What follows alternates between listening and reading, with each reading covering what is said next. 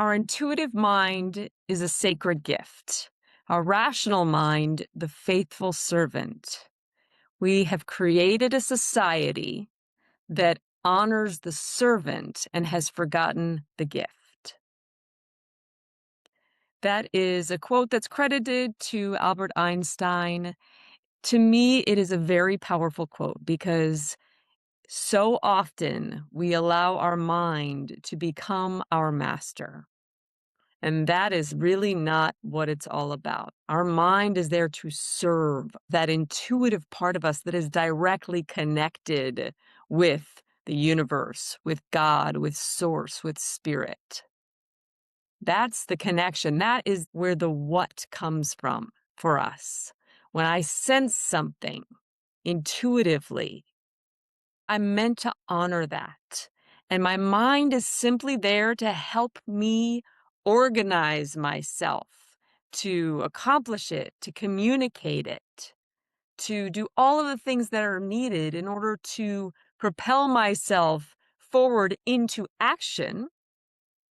So often we instead let our mind try to talk us out of, try to keep us safe in that survival mode.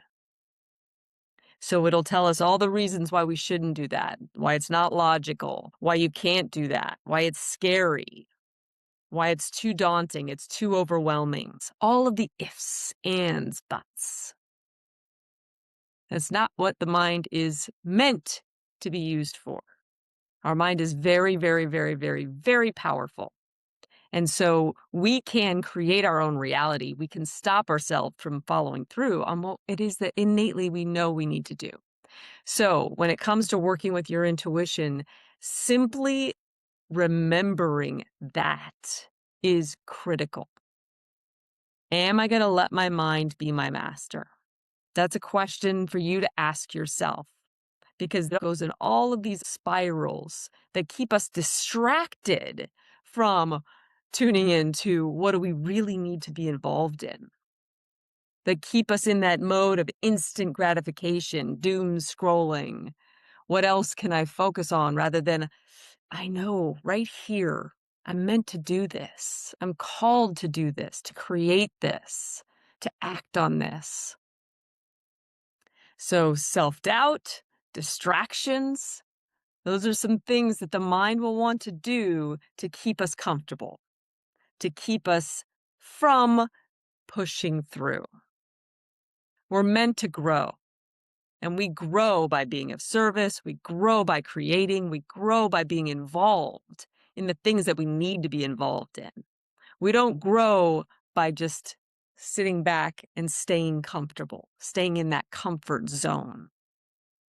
Discomfort, if we can associate that, retrain our mind to realize that if I push through, I know how much better I'm going to feel on the other side. When we really dial into what do I want and need as a soul? What do I want and need as a human beyond what it is that makes me feel the most safe? So growth is essential to accept that I'm here to grow. If I'm not growing, I'm dying. So if I can be in that space and let the mind just relax a little bit, step aside those distractions, all those things, whatever it is for you that takes you away from being on your path and in your purpose. You know it. Innately, you know it. Take a moment, pause this video, and write down right now those things that are popping in your head that you know, the little glimpses of you walking to the refrigerator, right? That could be something super simple. Or those little thoughts about how you are not enough to do this. How, who am I to be doing or sharing this because I'm not living it perfectly? That's another example. I can relate to that in my life. I've gone through those thoughts. So give yourself the opportunity as those things pop up, little visions of yourself, write them down so you know clearly these are the things that don't work for me. These are the things that don't support me reaching that next level that I know I'm right at the edge of right now. I'm right there. And then once you write them down, once you have that clarity, put them up somewhere so that you recognize them, and then put the opposite of that up. Get that even bigger, even bolder about what you're moving toward and what you're committing to. And when you do that, you are now the master.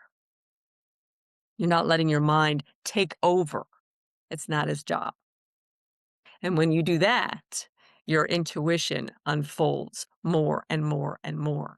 Because the more you honor it, the more you trust it, the more you act on it, the more it unfolds. The more you can honor it, trust it, and act upon it. All right.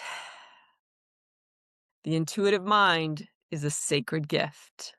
The rational mind, the faithful servant.